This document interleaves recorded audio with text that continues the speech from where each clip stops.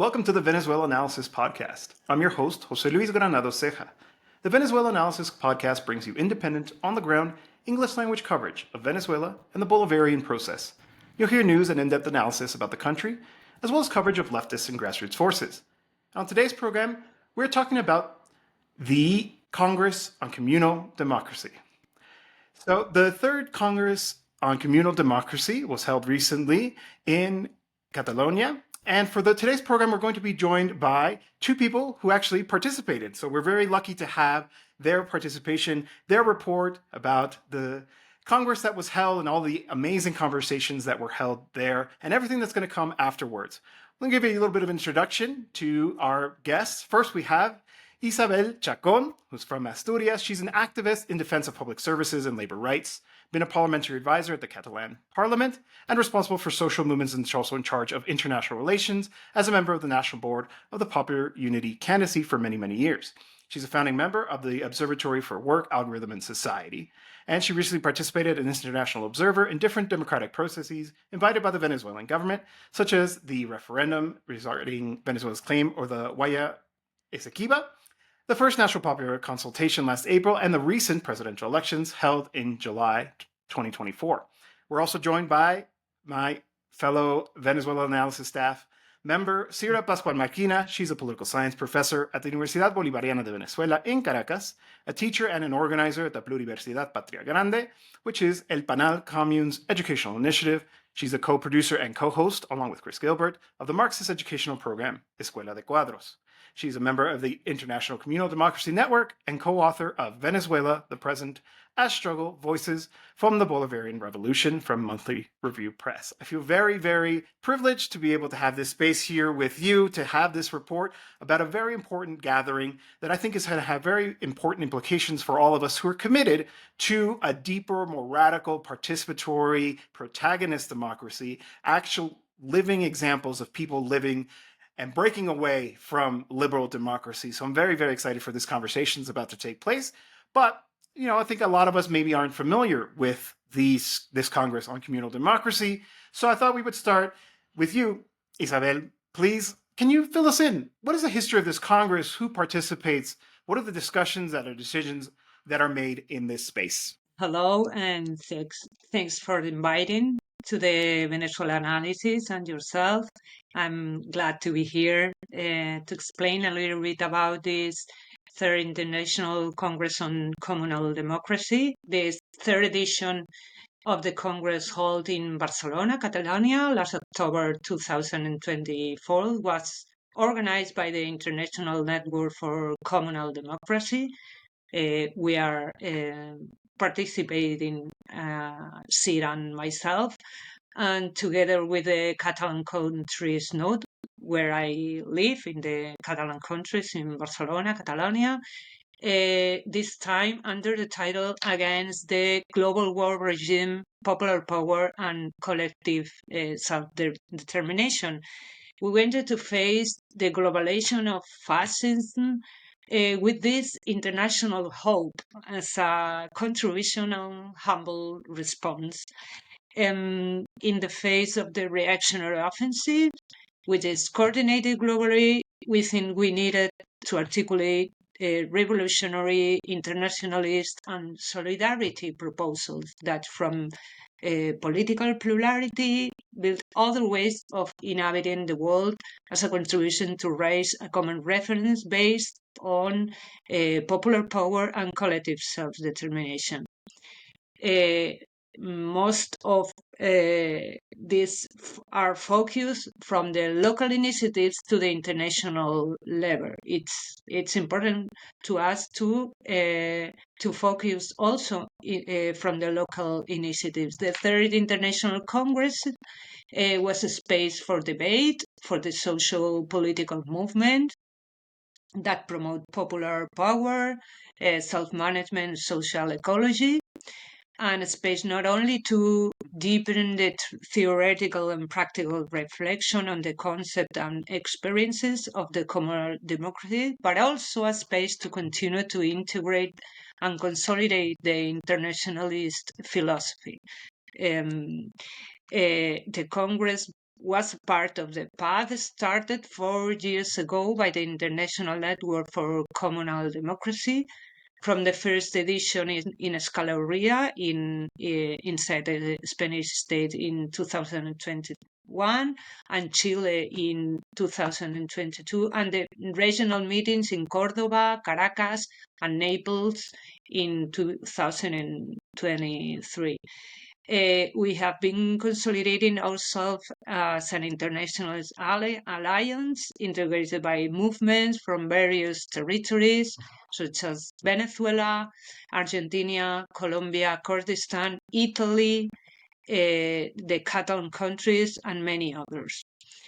In the sense, the Congress, this current Congress program, began with a collective diagnosis, a common collective diagnosis of the world we live in, analyzing how the model of hegemonic dominance operates and putting on the table the failure of the current model of liberal democracy that lead us to the rise of the extreme right and a social, economic, political, and ideological collapse.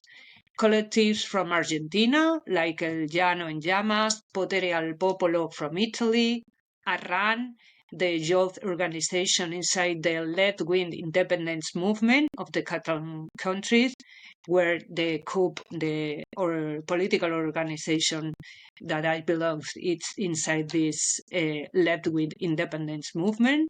Anticapitalistas, political organization, and Regularización Ya, a movement of migrant groups and anti-racist organizations from Spanish states, all them participating in this initial table.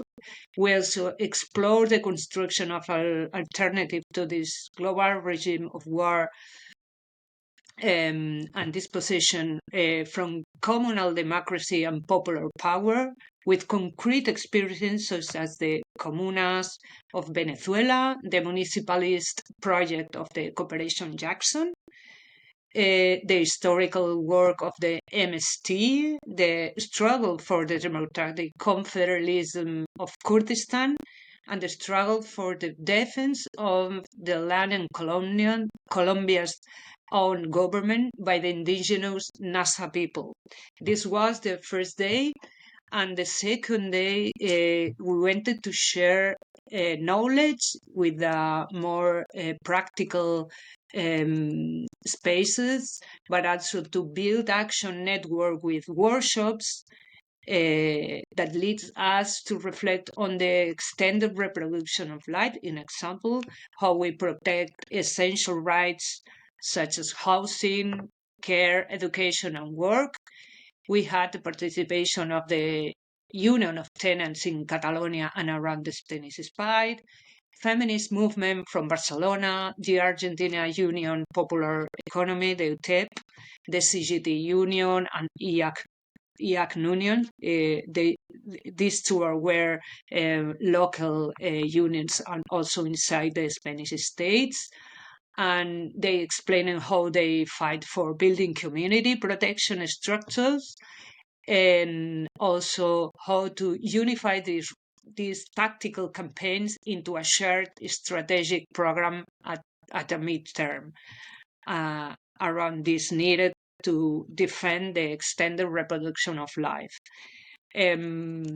Discussions were also held about the fight for food and energy sovereignty against extractive capitalism, with the participation of different groups and at a national and international level, like Manta. It's a collective based here in Barcelona, Ambra Collective, Youth Collective focused on anti-racism and the colonial feminists, among others. And also we had simultaneous workshops, concrete experiences such as Cooperation Jackson, the Comunas of Venezuela, and the democratic confederalism of the struggles of Kurdistan.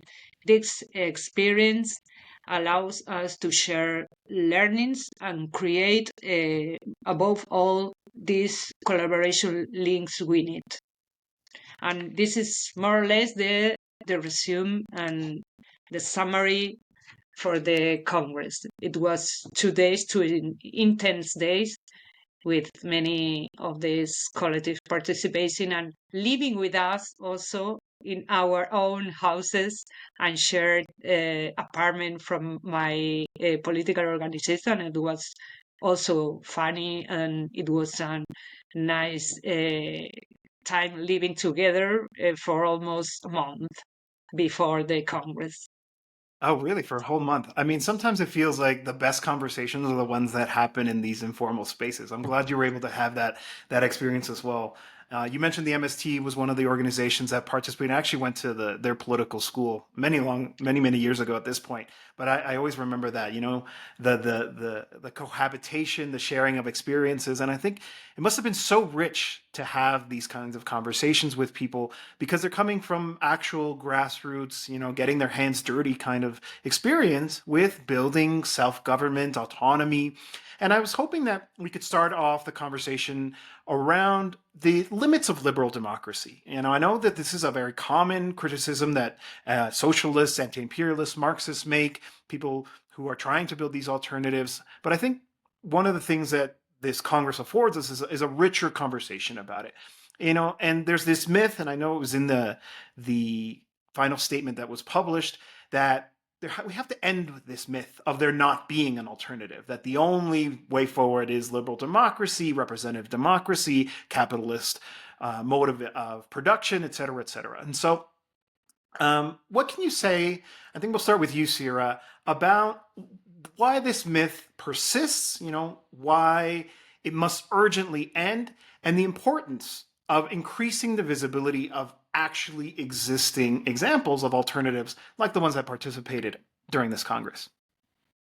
So, before going into the myth of and the virtues, the so-called virtues of liberal democracy, I wanted to highlight that the Congress that happened in Barcelona just last week, it was really very well organized, and it led to a very rich debate with a multiplicity of voices, but a kind of like a unity in terms of the reading of the situation, of the current crisis, of the global war regime, and also of what are the alternatives. And it's interesting that this is, and the reason why we are talking about this in Venezuela analysis about a Congress that happened in Barcelona, which somebody may say, why are these folks who are supposed to focus on Venezuela talking about a Congress that happened in Barcelona, is because the reason for that is that this was a Congress on communal democracy. And of course, the idea of communal democracy is inspired by several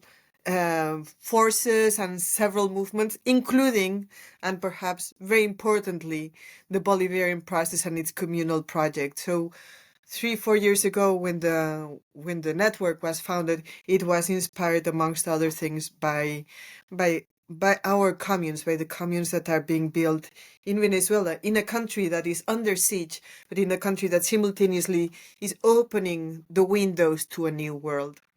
But yes, coming back to your question, José Luis, I think it's important to highlight that obviously liberal democracy is the counterpart, the political counterpart of capitalism as a mode of production, as a way to organize the economy. Capitalism is, of course, a form of organizing the economy that's based on exploitation and, of course, other forms of domination that go hand in hand with exploitation of the workers, of the people who create wealth with their work. And the wealth is, as we know, appropriated by a minority, the bourgeoisie. So, because basically capitalism is a dictatorship of the bourgeoisie, a dictatorship of a minority, in essence, at least in economic terms.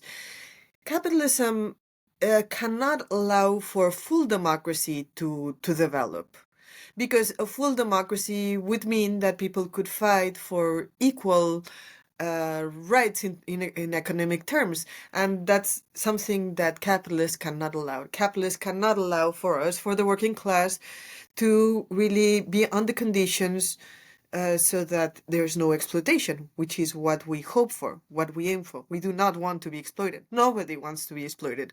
Whether you are right wing or left wing, if you are working class, you do not want to be exploited.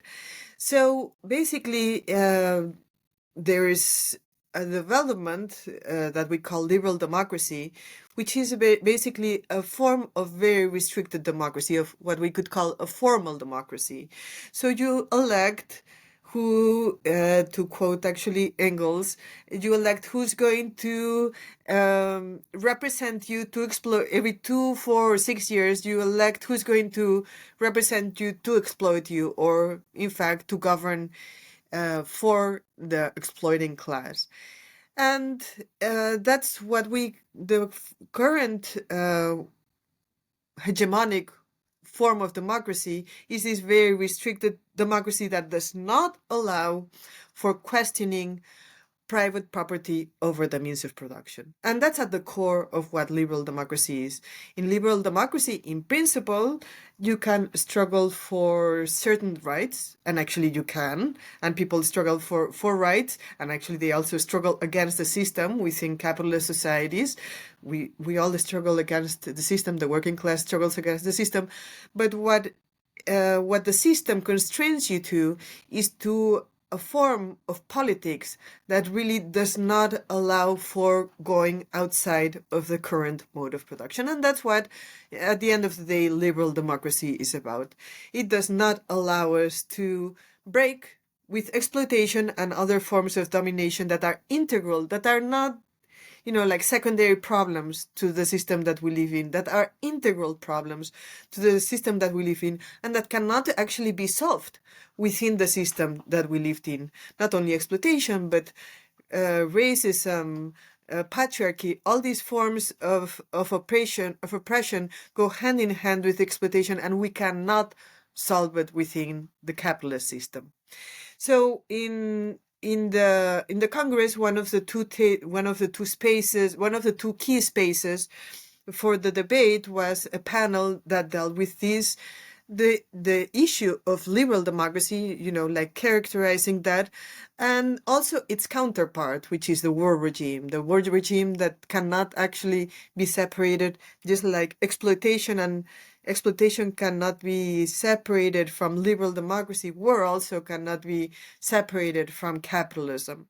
And then in the later kind of like crisis context of capitalism, there's another counterpart, which is fascism, which is something that obviously is emerging with force.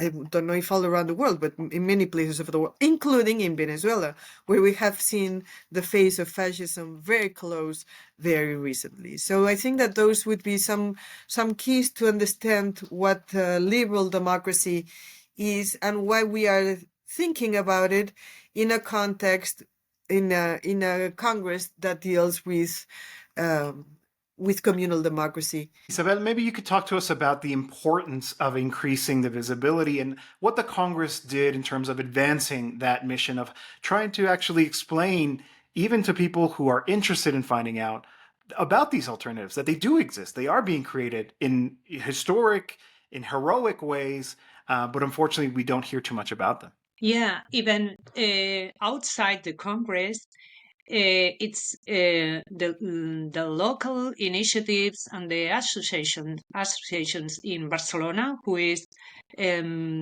is the city with a huge tradition of assemblyism and associationism.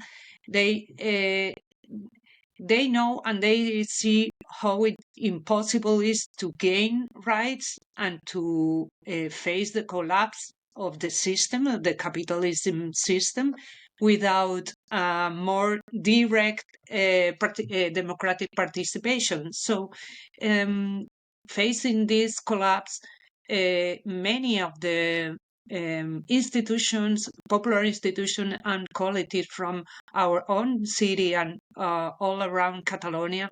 So the only way to gain this sovereignty and the only way to face the macro projects and the extractivism from the the transnationals and also from the lodging and the lack of the rights.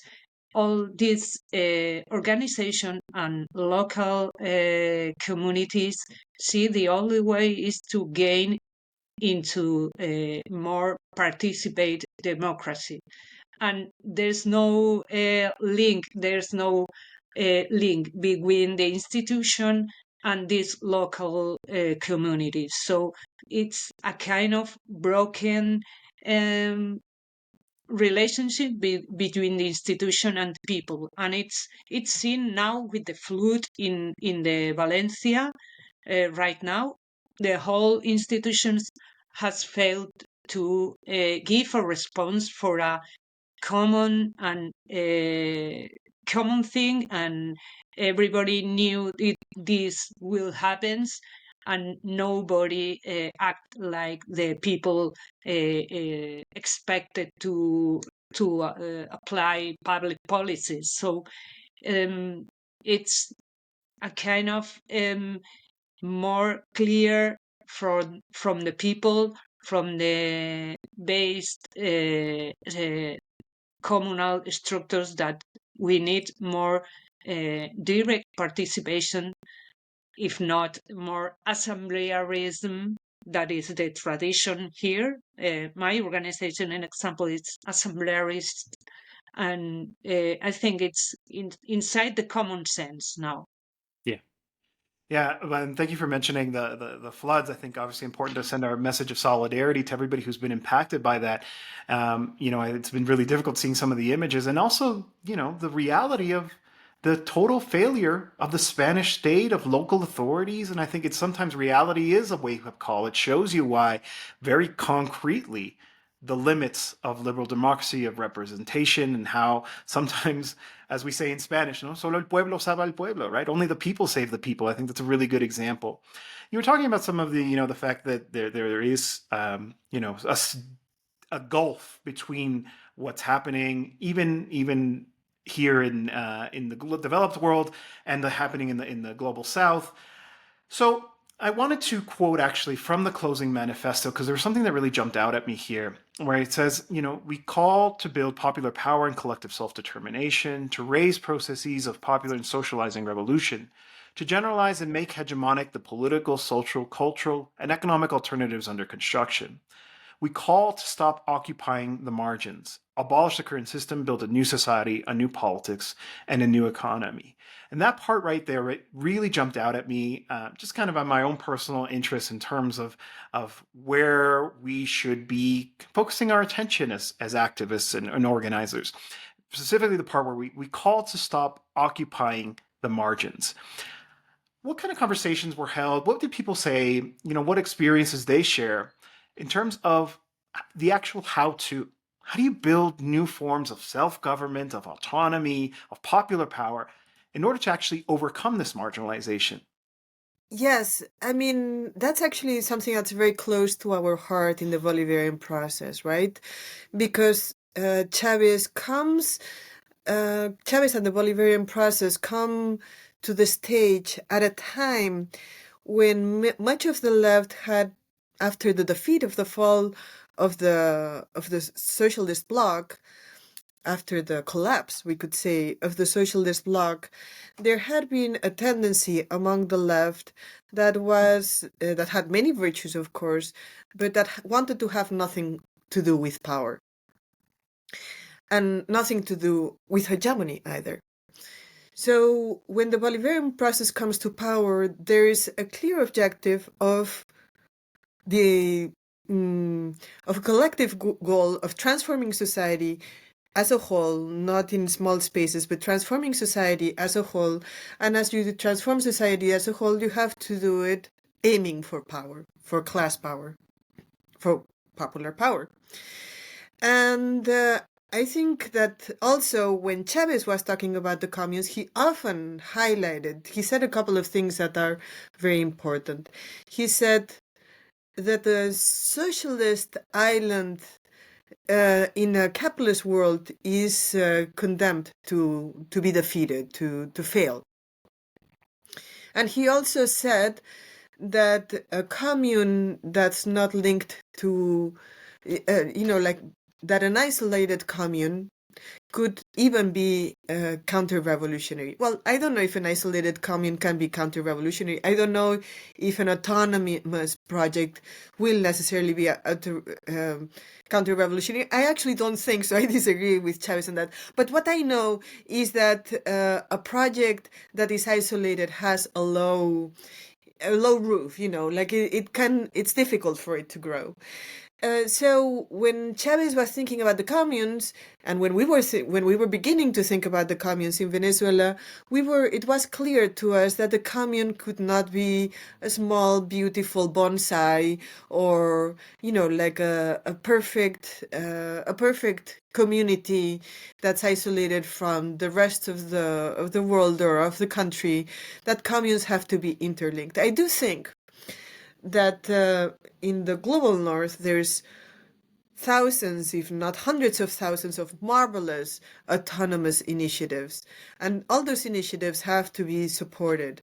But when the Congress or the space for communal democracy, the network for communal democracy, began to be brewed 3-4 years ago, it was precisely with that consciousness from comrades in the global north that this condition of isolation of so many very wonderful projects had to be broken with, because it cannot just be again about making a perfect space. If your goal is to transform society, then you have to have a broader horizon. And that's something that the Bolivarian process, I think, has brought back. I mean, it's not the property of the Bolivarian process, because class struggle has always been internationalist. It's always linked different struggles. But the Bolivarian process had the virtue of bringing this issue of re-articulating projects that had the aim of hegemonizing the society as a whole. I think that that's very important. I think that that's something that we can share. As Venezuelans who are building an alternative, we have a lot to learn, and we have actually these last few days that I have been here in Catalonia, I have been learning so much about the organizational processes of the independentist left here, and about their self-management and the tradition of assemblies. I've just been learning so much, and I think that us in Venezuela, we can learn a lot from all the struggles around the world. And simultaneously, I think that we can also offer this, like with force, because I don't think we are the first, again, we are not the first to have thought about it, but we can offer with force a course that cannot be repeated in other places, but that has some tips about how to build a new society, how to reorganize society with a profoundly democratic horizon, and reorganizing society both in political terms, but also, and of course, very important, in economic terms. So I think that those would be some of the claves, some of the keys to when we think about this issue about going beyond the margins. Really glad you talked about the Venezuelan experience, because one of the things that I find most inspirational is precisely that, the way that the communards, those who are building these autonomous spaces, have really struggled with this question of the relationship to the state, about how to build popular power in the shadow of constituted power, in the shadow of the state. And the reason I draw a lot of attention to that, so I live and work in Mexico, and here in Mexico, there's a different history of the left. A lot of it is very much kind of the autonomous mindset, and that more radical element of the left, so the extra parliamentary left here in Mexico, deliberately refuses to engage with the state. They say that we're going to be kind of isolated, building our projects and things like that. And I find that does have some of the limitations that you pointed out too. But I was hoping you could also share with us here, Isabel, the conversations that were held around this point about how to reconcile that relationship with the state. What does it look like? I'm not going to cast aspersions on organizations that decide not to collaborate, but I am kind of very much concerned about the thing that Cira mentioned, that Chavez pointed out too, that this island of socialism is at great risk. Again, I'm not going to make any assumptions in terms of where it'll end up, but I do think that it can be very precarious. And I'm hoping that we can have a discussion here about what lessons we can draw out of various experiences, those that do engage with the state, those that don't, and how we can begin to chart a path forward in other places, because we do understand the urgency, the necessity of all of this. Yes, I think the example of the national popular consultation promoted by Bolivarian government, I think is one of the good points to face this collapse. And I think European countries and, of course, our independentist movement based on assembly processes has to have in mind when we say we want to leave the margins. It's a good example about how the government can recognize the popular power and enforce it, because we also need these communities being enforced and being strong, because to face the rise of the right wing forces. So we need it for the two reasons: to face the collapse and to face these extreme right rises in all our communities, because it's also a danger for capitalism in some way. So everybody should see this is the way to enforce these relationships with the government, recognizing and making vinculant, not only consultant, these processes. So the national popular consultation for me was one of the examples for the independentist movement. Also, when we talk about the referendum and Spanish state didn't allow to celebrate, and they are still in this kind of old empire mind in Spanish state, and it's obvious we need more participation from the population, and even for them it's a good way to survive from the collapse and from the rise of the extreme right. Yeah, it's really interesting you use that terminology, because I do think it does boil down to a question of survival. That these rising right-wing and far-right fascist forces are threatening the survival of humanity, of the planet. And of course, I mean, we have to mention that there's an ongoing genocidal campaign happening before our very eyes. It's being live streamed to us. And I was going over the closing manifesto, and this other part also jumped out at me, where it said, we stand against the genocidal brutality in Israel, in Palestine, and Lebanon, which is spearheaded by the US and EU imperialism and colonialism. And so, as we know, a major part of this Congress was the rejection of the war regime. That was it was part of the central theme of the Congress. And so some people might ask themselves, okay, so this was a Congress about building very kind of local processes, autonomous spaces, communes. Obviously, we know the Communal Union is doing an effort to try to link different processes inside of Venezuela. But some might ask themselves, okay, what does this effort to resist the war regime have to do with very local processes if we're talking about something on the international stage? So for this part of the conversation, help us link those two. What is the link between community, social transformation, and the anti-imperial struggle, which happens at the global level, sort of at the large scale? So I think that when you are building an alternative that aspires to transform society as a whole, well, you have to understand where you are standing, right? I think that that's kind of like a basic principle, the basic Marxist principle and basic revolutionary principle. So I think that was the goal of the comrades when they organized it. But I think it would be interesting to hear Isa why they chose to link the two. I will say something very quickly in that respect, and then I'll pass it on to Isa. So then there's another issue. The first issue is that we have to understand where we are standing. And then there's another issue is that this is an existential crisis, not only, of course, for the people of Palestine, but it's an existential crisis for everybody, because if they do it in Palestine, take it for granted, they will do it anywhere else.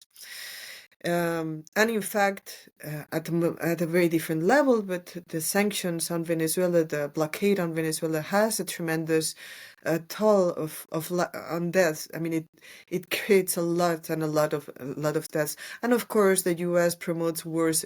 The U.S. and global North imperialism promotes wars directly or proxy all around the world.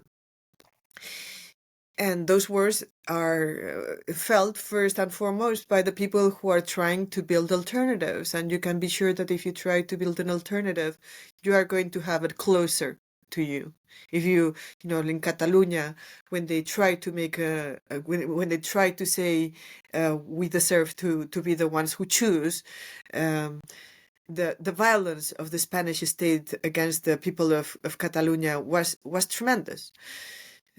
So I think we have to be aware of that. We have to be aware that about the fact that that we have to, as a principle of humanity, but also that it's also with us. That's not just with some people in Palestine who are suffering tremendously, but that it is about all of us, about the working classes of the world, about the people who are, oppressed, exploited around the world. I think that would be, that's how I would make the link.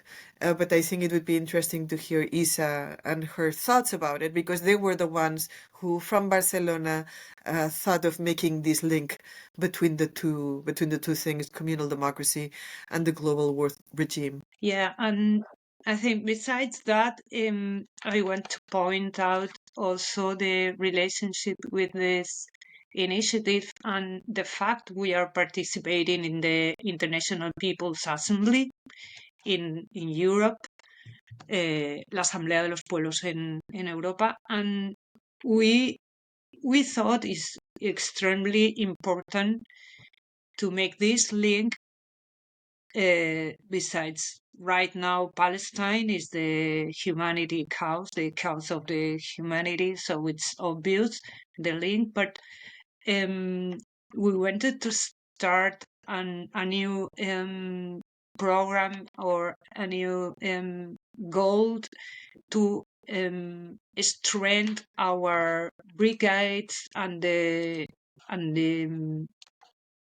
training for the young people and involve the young people in this link, this necessity to make this link. So we wanted to start a new stage in the International Assembly of Peoples in Europe, and to go farther from to promote a mere exchange of experience, and more we have to learn together inside these experiences and with permanent brigades and training each other. So we have to enforce our experiences together, and it needed to be more efficient, not in the sense of capitalism, of course, but also efficient in our organization together. So bring together all these experiences in each country, but we have to promote these brigades with the political goals and stable relationship more than an activist visit or exchange mere experiences. So I think this link has to be built in the future promoting these brigades and training and research that we are already done together. This part, I think the part of research is it's done, or the theoretical part is obvious, and we produce many papers, of course, of this, but I think it's a process to be built together, like inside these experiences. We already done many brigades, but I think not in the same path, or thinking in an strategical point of view, this anti-imperialistic strategy from below, from our local communities, and the example of comunas is really important, because they are not socialist Iceland, as Cira explains very well. So these two needs, it's what we wanted to make this link. That's a perfect segue for the final piece of the conversation I wanted to have with you two, which is on the importance of solidarity with the Bolivarian process, of what that looks like. You know, this, of course, this is the Venezuela Analysis podcast, so I wanted to close with that. Isa, what is, you've done a lot of work with Venezuela, with the communes, with the Bolivarian process in general, which of course we are really grateful for. What's the importance of that? How do we make sure that, it isn't just a Congress where we feel good, but actually this translates into action brigades, the kind of stuff that you were talking about? Well, for us, and I mean for us because I was a representative from my political organization, it was really helpful to live this process inside the comunas, like the democratic, really participate in democratic popular democracy, and also to work inside the critical from the bureaucracy, or the increase of bureaucracy inside each government, but also working as much as they can to convert this criticize into a more practical way to gain the popular power inside the government. So this link with the government, with the new Minister of Comunas, that is from El Maizal, and they don't stop with this kind of result, and they wanted to planify better their own economy and make these economical structures increasing, the better or coordination between the comunas. And it's amazing how they work together with this variety. It's not a common project. It's a common socialist project from Chavez, but they live in the pluridiversidad that Cira always talk about this.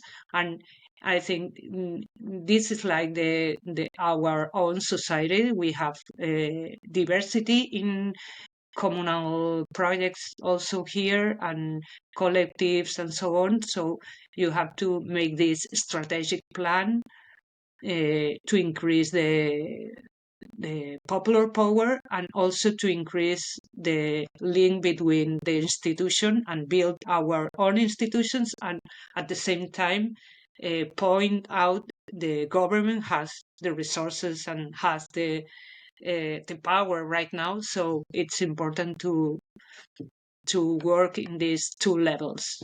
Yeah, to that, I think I would add that the issue of internationalism is kind of like key. Isa is an internationalist by vocation, I would say. One thing about internationalism is that I think it should operate on two spheres. I'm talking about internationalism with the Bolivarian process. One is that you have to defend the government of Venezuela.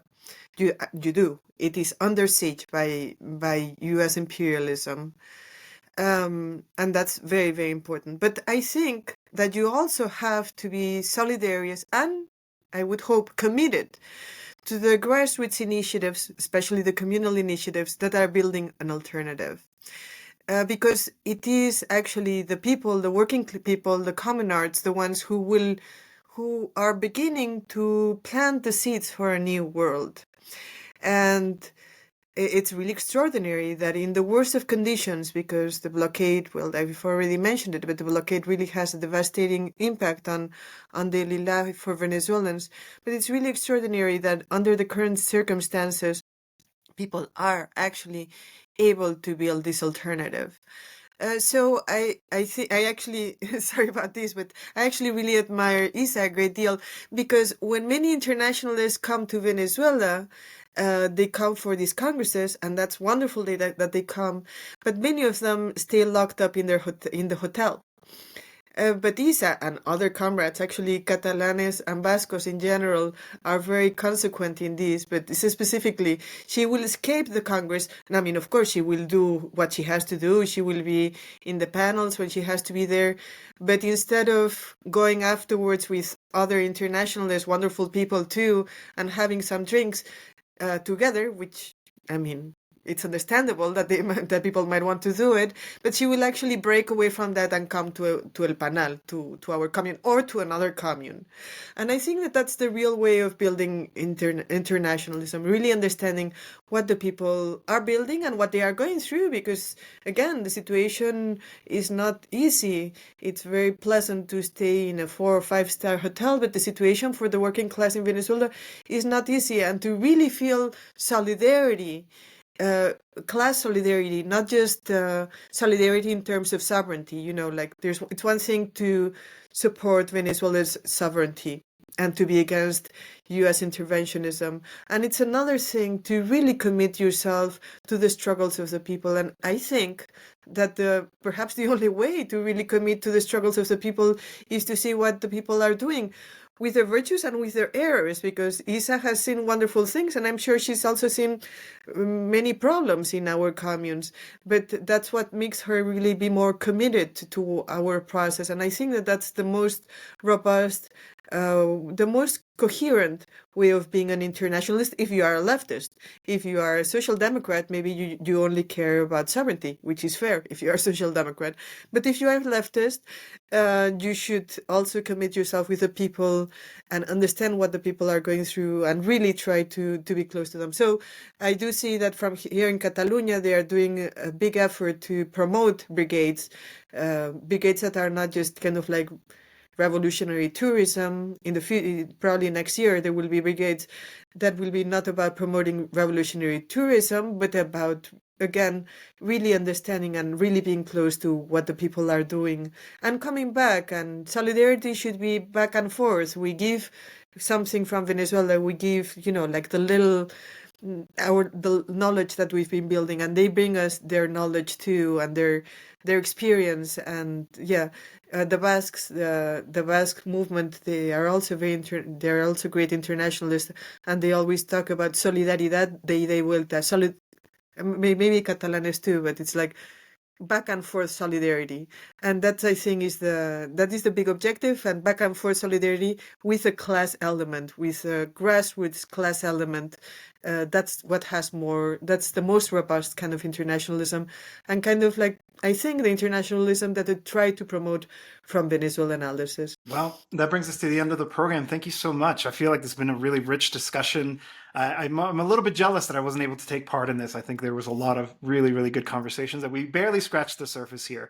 I'm really grateful, though, for your participation. Of course, we've been speaking with Isa Chacón, who's an activist and organizer in defense of public services and labor rights, and a long-time Venezuela solidarity activist, of which we are very grateful. And Cira Pascual Marquina, she's a staff member over at Venezuela Analysis, bringing us interviews almost every Friday from the country, from the deep part, el corazón de Venezuela, the heart of the country, about this, the people who are doing this work to build this alternative.